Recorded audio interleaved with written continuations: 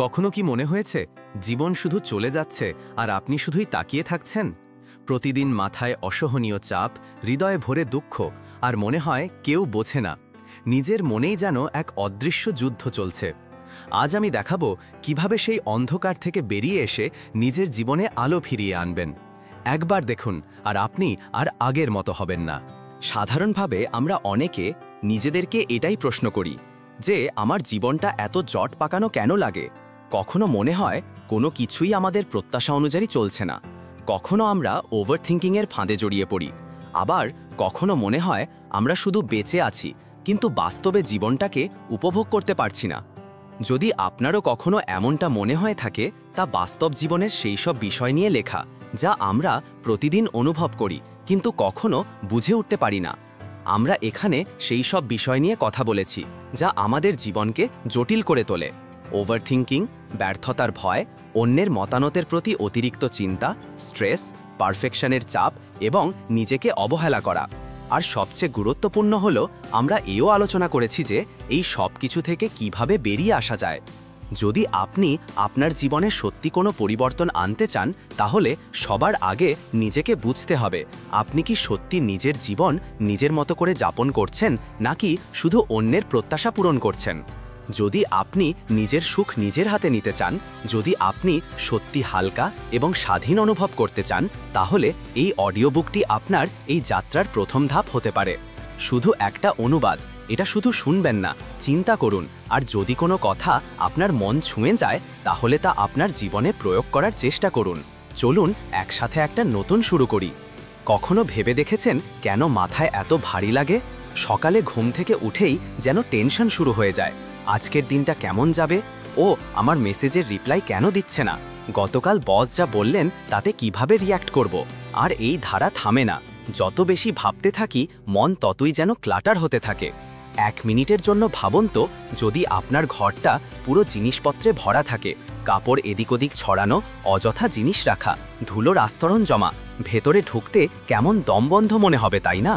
আমাদের মনেরও ঠিক একই অবস্থা হয় যখন আমরা তাতে পুরনো দুঃখ, অহেতুক টেনশন, নেগেটিভ চিন্তা আর ওভারথিঙ্কিংয়ের আবর্জনা জমা করি।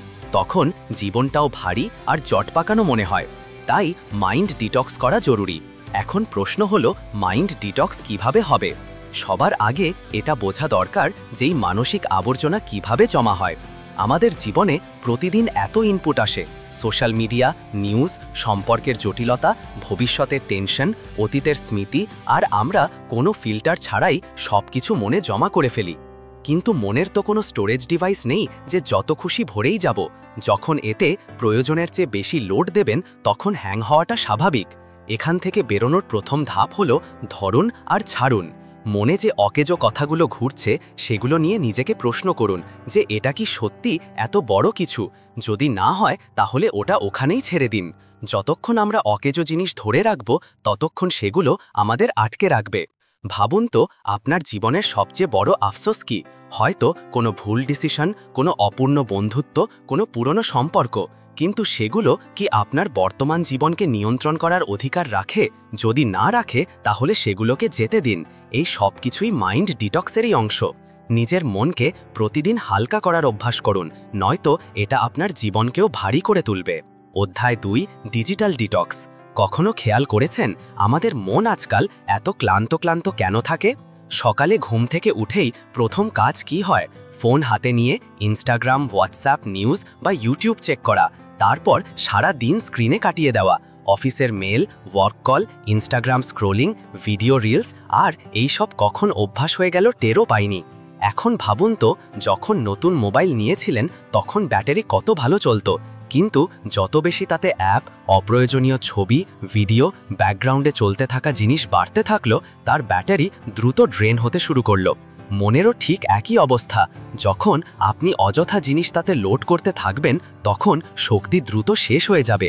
এই কারণেই আজকাল সবাই বলে যে মাথাটা খুব ভারী লাগছে। ডিজিটাল ডিটক্সের প্রথম নিয়ম হলো সকালের প্রথম এবং রাতের শেষ ঘন্টাটা নিজের জন্য রাখুন, ফোনের জন্য নয়। সকালে চোখ খুলতেই ফোন ধরার অভ্যাসটা ছেড়ে দিন। এই অভ্যাসটা আপনাকে দিনের শুরুতেই বাইরের জিনিস দিয়ে ভরিয়ে তোলে। যখন দিনের শুরুটা নিজের সাথে হবে, মোবাইল নয়, তখন আপনার মন রিল্যাক্সড অনুভব করবে। রাতে ঘুমানোর আগেও স্ক্রিন থেকে দূরত্ব বালায় রাখুন। ব্লু লাইট আপনার মনকে অ্যালার্ট মোডে নিয়ে আসে, যা ঘুমের উপর প্রভাব ফেলে। তাই ঘুমানোর অন্তত 1 ঘন্টা আগে ফোন সরিয়ে রাখুন এবং এমন কিছু করুন যা মনকে শান্তি দেয়। একটা বই পড়ুন, মেডিটেশন করুন বা শুধু চুপচাপ বসে কিছু ভালো মুহূর্ত মনে করুন। ফোন এবং স্ক্রিন থেকে পুরোপুরি দূরে থাকা সম্ভব নয়, কিন্তু যতক্ষণ আমরা এটাকে ব্যালেন্সে রাখব না ততক্ষণ মন সতেজ হবে না। তাই ছোট ছোট বিরতিতে ব্রেক নিতে শিখুন। যখনই মনে হবে ফোন খুব বেশি ব্যবহার হচ্ছে, কিছুক্ষণের জন্য সেটা সাইলেন্ট করে রাখুন আর নিজের জীবন নিয়ে ভাবুন। এই ছোট ছোট পরিবর্তনগুলো আপনার মনকে ডিটক্স করতে অনেক সাহায্য করবে। অধ্যায় 3, নেগেটিভ লোকের থেকে দূরত্ব। কখনো কখনো মনের আসল বোঝা সোশ্যাল মিডিয়া বা ওভার থিঙ্কিং নয়, বরং সেই সব লোক যারা আমাদের শক্তি শুষে নেয়। প্রত্যেকের জীবনে কিছু মানুষ এমন থাকে যারা সব সময় অভিযোগ করতে থাকে, নেগেটিভ কথা বলে বা আপনাকে ছোট করার চেষ্টা করে। এদের সাথে ডিল করা সহজ নয়, কিন্তু এদের থেকে দূরত্ব না রাখলে ধীরে ধীরে এদের কথা আপনার মনে বিষ ছড়িয়ে দেয়। ভাবুন তো, একটা ফুল রোদে দ্রুত ফোটে নাকি অন্ধকারে? অবশ্যই রোদে।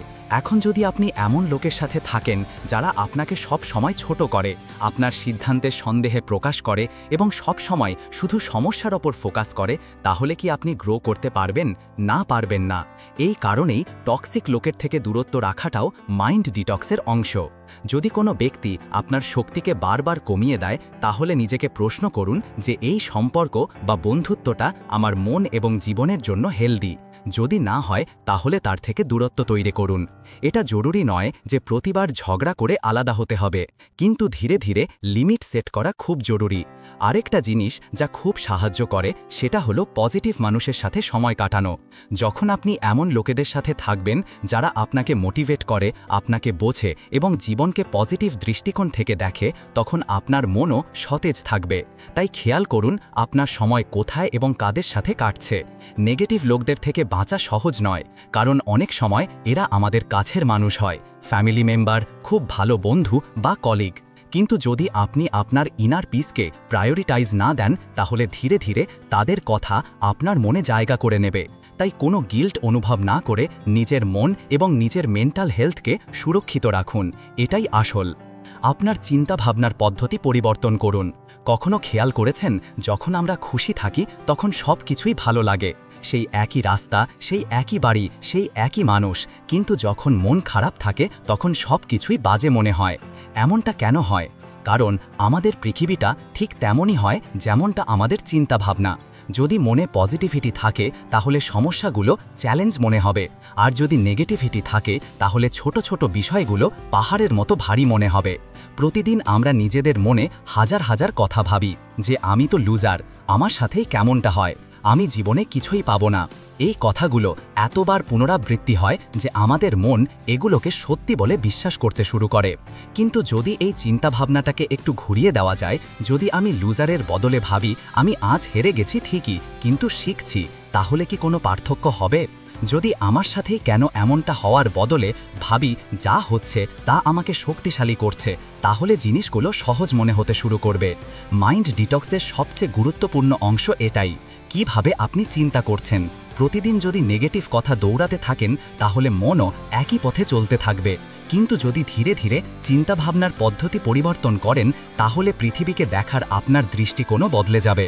সমস্যা প্রত্যেকের জীবনেই আসে, কিন্তু পার্থক্যটা শুধু এইটুকুই যে কেউ সেগুলোকে সমস্যা মনে করে বসে থাকে আর কেউ সেগুলোকে শিক্ষা হিসাবে নিয়ে এগিয়ে যায়। কোন পথটা আপনাকে বেছে নিতে হবে সেটা আপনার উপর নির্ভর করে। অধ্যায় 5, একা থাকতে শেখুন। আমরা প্রায়ই এই ভয় পাই যে আমাদের একা থাকতে হবে না, সব সময় কারো না কারো সঙ্গ চাই, বন্ধু, পরিবার, পার্টনার বা যে কারোর সাথে কথা বলা যায়। কিন্তু কখনো ভেবে দেখেছেন, যখন আমরা একা থাকি তখনই আমরা নিজেদের সম্পর্কে সবচেয়ে বেশি বুঝতে পারি। একাকিত্ব খারাপ নয়, বরং এটা সেই সুযোগ যখন আমরা নিজেকে জানতে পারি।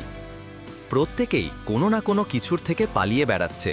কেউ নিজেকে কাজে ব্যস্ত রাখে, কেউ সোশ্যাল মিডিয়ার, কেউ অযথা মানুষের সাথে সময় কাটানোর মধ্যে।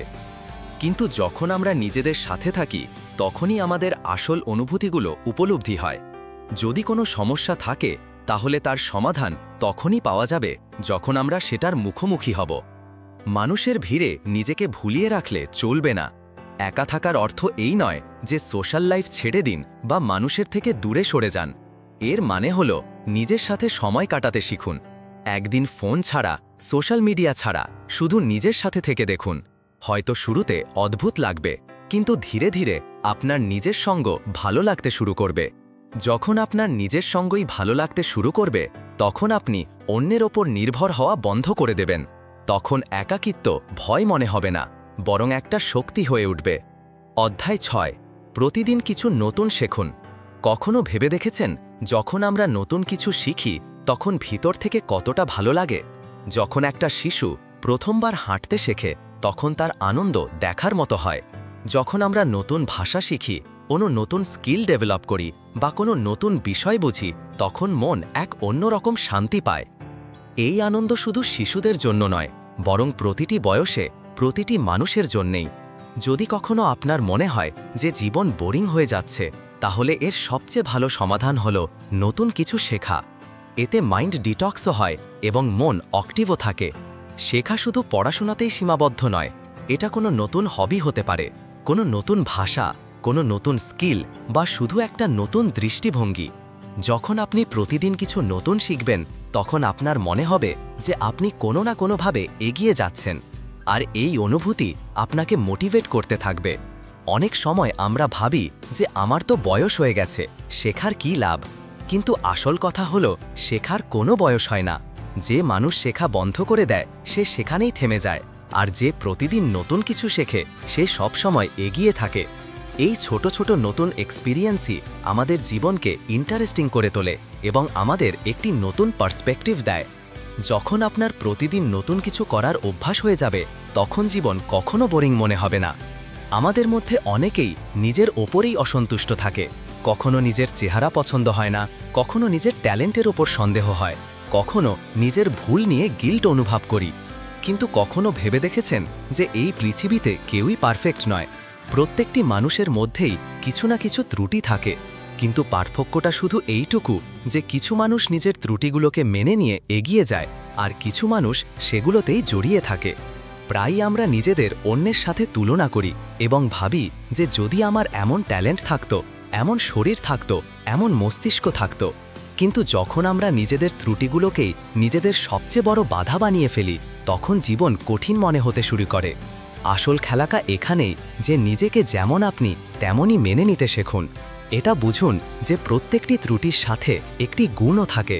অনেক সময় মানুষ ভাবে যে তারা ইন্ট্রোভার্টেড, তাই তারা অন্যদের থেকে পিছিয়ে, কিন্তু সেই ইন্ট্রোভার্টেড মানুষগুলোই গভীরভাবে চিন্তা করতে পারে। জীবনকে বদলানোর ক্ষমতা আপনার হাতেই আছে। অপ্রয়োজনীয় চিন্তা, দুঃখ আর ভয় সব ছেড়ে দিন। নিজের সাথে সময় কাটান, নতুন কিছু শিখুন, আর প্রতিদিন একটু একটু করে নিজের মনকে হালকা করুন। মনে রাখবেন, আপনি শুধু বেঁচে থাকার জন্য জন্মাননি, আপনি বাঁচার আনন্দ অনুভব করার জন্য জন্মেছেন। আজ থেকেই শুরু হোক সেই নতুন জীবনযাত্রা, নিজের জন্য, নিজের শান্তির জন্য।